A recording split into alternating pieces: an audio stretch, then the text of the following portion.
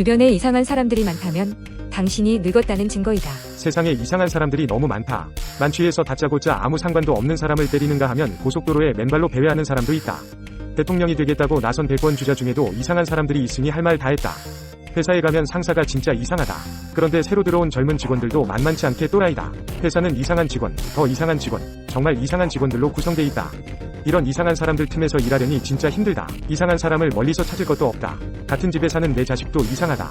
내 자식이라 참고 살지만 이해하기 힘들다. 요즘 세상에 왜 이렇게 이상한 사람들이 많은가 했더니 최인철 서울대 심리학과 교수가 지은 아주 보통의 행복이란 책에 답이 있었다. 주변 사람들이 다 이상해 보이기 시작한다면 나이가 들고 있다는 증거라는 것이다. 최 교수는 노안이 신체적 노화의 신호라면 주변 사람들이 이상해 보이는 것은 정신적 노화의 신호라고 했다. 그에 따르면 사람들은 나이가 들수록 세상은 극소수의 정상적인 사람과 대다수의 이상한 사람들로 구성되어 있다고 믿게 된다고 한다. 왜 그럴까? 이유는 세 가지다. 첫째, 나이가 들수록 상대를 아는데 필요한 정보량이 증가하는 속도보다 상대를 안다는 확신이 커지는 속도가 훨씬 빨라지나. 나이가 들수록 두뇌가 정보를 받아들여 처리하는 속도는 느려진다. 하지만 사람들은 이미 머릿속에 저장돼 있는 정보만을 가지고 나는 저 사람을 잘 알아 라고 믿는다. 상대방에 대한 지식이 업데이트되지 않은 상태에서 과거 알던 지식으로 상대방을 보니 이해가 되지 않고 이상하다. 다른 사람의 행동에 영향을 주는 상황적인 요소들을 충분히 고려하지 않은 채 이미 그를 잘 안다고 확신하면서 그의 행동을 원래 성격이라고 단정짓고 판단하다 보니 이상하게 느껴지는 것이다. 나이가 들수록 이상한 사람들이 늘어나는 둘째 이유는 상대를 옛날 모습으로만 기억하고 평가하기 때문이다.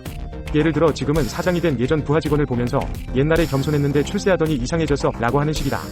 본인의 부하 직원이었을 때 기억으로 사장의 행동을 바라보니 이상한 것이다. 세월이 흐르면 나도 다른 사람도 함께 성장해가고 함께 늙어간다. 이 사실을 인정해야 하는데 사고의 흐름이 시간의 흐름을 따라잡지 못하니 옛날 기억으로 지금의 모습을 이상하다고 판단한다. 셋째, 나이가 들면서 할 일이 없어졌기 때문이다. 바쁘면 주변 사람들을 평가할 시간이 없다. 특히 목표가 있는 사람은 목표와 관련이 없는 사람들이 이상한지 안 이상한지 판단할 겨를이 없다.